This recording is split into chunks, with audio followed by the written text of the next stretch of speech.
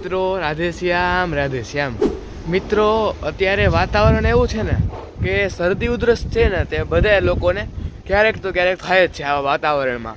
તો તેના માટે રામબાણ કહી શકાય તેવી ઔષધિ આજના વિડીયોમાં તમને બતાવવાનો છું. તો તમે આખો વિડીયો જોજો અને સરસ લાગે તો 2-5 લોકોને શેર કરજો, લાઇક કરજો અને સબસ્ક્રાઈબ તો ખાસ કરી જ નાખજો.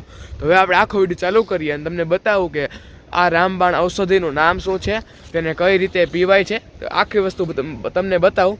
ચાલો જોઈએ હવે આ રામબાણ ઔષધિ છે શું. તો મિત્રો, આ શરદી ઉધરસ માટે રામબાણ એવી ઔષધિનું નામ છે અરડુસી. તમે ક્યાંક ને ક્યાંક તો આને જોઈ જ હશે. તો મિત્રો, આયુર્વેદમાં અરડુસીનું ખૂબ જ મહત્ત્વ છે.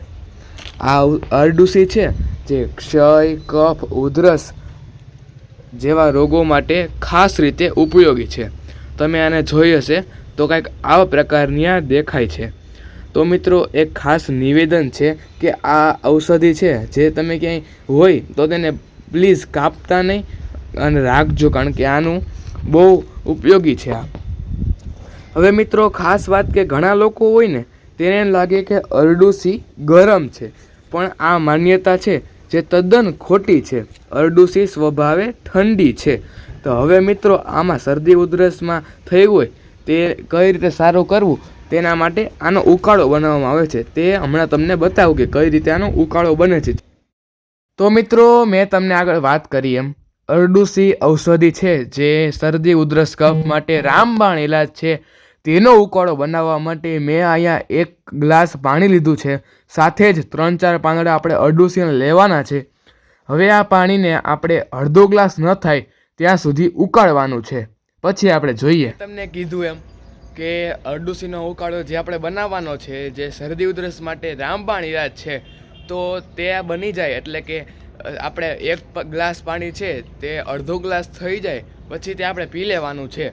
અને ખાસ વાત એ મિત્રો કે આ અરડુસીના ઉકાળામાં આપણે કાંઈ મધ કે ગોળ નાખવાનું નથી, કારણ કે આપણે એ નાખશું ને તો આખી એની રેસીપી અલગ થઈ જશે. આ તો મેં તમને એક સિમ્પલ અને સાદી રેસીપી જણાવી છે. એટલે તમારે શરદી ઉધરસ કફ કે એવું કાંઈ હોય તો આ ઈલાજ કરજો, જે ખૂબ જ મહત્ત્વનો છે. એટલે હવે તો મારે કંઈ અરડુસીના ગુણગાન ગાવાની જરૂર નથી. તમને તો ખબર પડી જ ગઈ હશે કે અરડુસી કેટલા રોગોમાં ઉપયોગી છે. રોગો જ ન કહેવાય, પરંતુ વાયરલ આપને જે શરદી ઉધરસ થાય છે તેમાં. તો મિત્રો, એક હજી છેલ્લી વાર કહી દઉં તમને, એક ખાસ નિવેદન છે કે આવી તમે જાણતા હોય અને અજાણ્યા હોય કે આ અરડુસી છે જે શું કામ આવે છે, તો આ વિડીયો જોઈને તમને ખબર પડી હશે.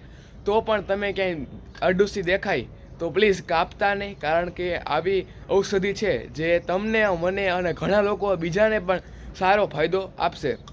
એટલે મિત્રો, વિડીયો જોવા માટે આભાર. તો હાલો મિત્રો, એક પાછો નવો વિડીયો બનાવીશ. તમે કોમેન્ટ કરતા રહેજો અને તમારા સજેશન મને પહોંચાડતા રહેજો. આપણે એ વિડીયો મૂકશી. રાધે શ્યામ.